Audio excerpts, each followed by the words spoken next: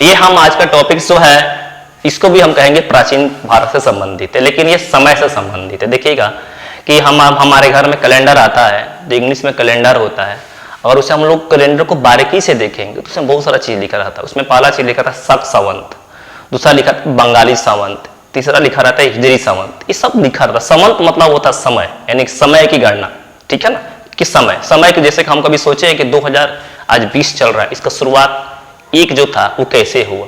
जैसे कि हम लोग इसके बारे में अगर हम जानना चाहते हैं तो उसी से संबंधित है। जैसे हमारे यहाँ जो कैलेंडर चलता है, जो हिंदी कैलेंडर कहते हैं, तो हिंदी कैलेंडर में आपका जो है स्टार्टिंग जो होता है, हम लोग मानना है कि चैत्र से होता है, यानी कि अप्रैल की स्टार्टिंग है या मार्च के एंडिंग से जो हम लोग कैलेंडर बनता है वहां से चालू होती है।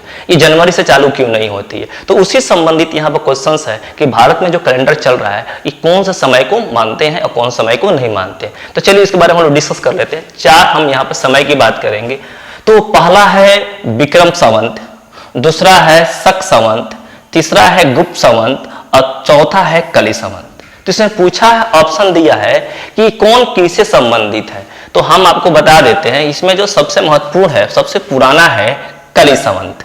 कली संवत 3102 ईसा वर्ष पूर्व से क्या है चालू, ईसा मसीह के जन्म से 3102 साल पहले जाते हैं। तो 3102 साल पहले ईसा मसीह के जन्म से पहले का जो समय था उसको कली संवत कहा गया था। कौन सा संवत? कली संवत। इसी कली संवत को आसान भाषा हम समझें तो कह सकते हैं कलयुग, यानी कि हम लोग कलयुग की बात करते हैं कि कलयुग चल रहा है।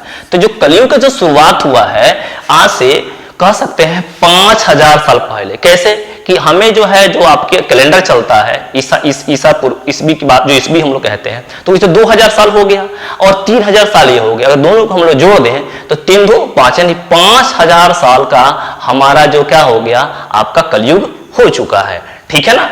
चलिए अगला है इसमें शक संवत। शक संवत लिखा है 58 ईसा वर्ष पूर्व, ठीक है ना, यानी ईसा मसीह के जन्म से 58 साल पहले, 58 ईयर पहले का जो समय काल है उसको हम लोग शक संवत, यानी शक संवत का शुरुआत तब हुआ था जब ईसा मसीह का जन्म नहीं हुआ था, उसे 58 साल पहले का जो समय काल बताया गया उसको शक संवत कहते हैं। चलिए अब हम लोग बात कर लेते हैं आपका जो है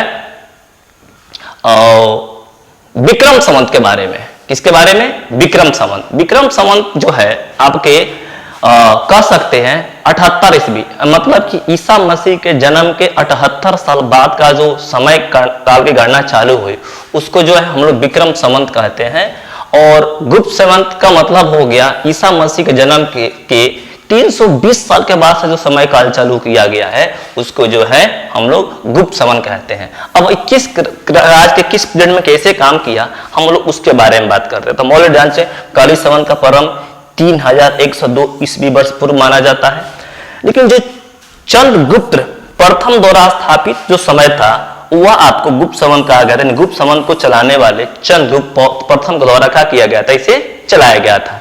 अगर हम लोग 78 ईस्वी में कुषाण कनिष्क के द्वारा शक संवत, यानी कि जो हमारा आज का कैलेंडर है जो हम लोग चैत्र नवमी से स्टार्ट करते हैं वो हम लोग जो है शक संवत को ही क्या होते हैं, मानते हैं। उसके बाद से विक्रम संवत। विक्रम संवत आप लोगों को पहले बता चुके हैं 58 ईसा वर्ष पूर्व, सॉरी हाँ 58 ईसा वर्ष पूर्व के जो मालवा के शासक थे विक्रमादित्य के द्वारा इसको चलाया गया था। यानी विक्रम की अगर बात करें तो विक्रम का मतलब विक्रमादित्य जो मालवा के शासक थे और वह ईसा मसीह के जन्म से 58 साल पहले ये क्या कहते कैलेंडर बनाया था, उसको जो है विक्रम संवत के नाम से जाना जाता है। लेकिन जो भारत में आजकल जो हम लोग हिंदी कैलेंडर यूज करते हैं ये जो होता है आपका क्या होता है, शक संवत के अनुसार से चलता है, जिसका स्टार्टिंग क्या होता है, चैत्र से होता है। ठीक है ना।